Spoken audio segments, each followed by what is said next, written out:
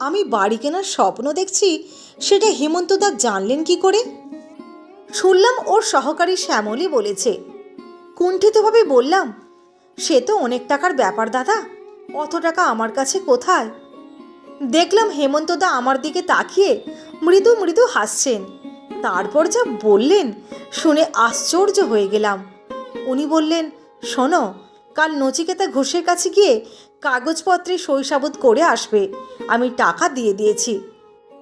আমি তখন ভাবছি, হেমন্তদা যা বলছেন সব ঠিকঠাক শুনতে পাচ্ছি তো?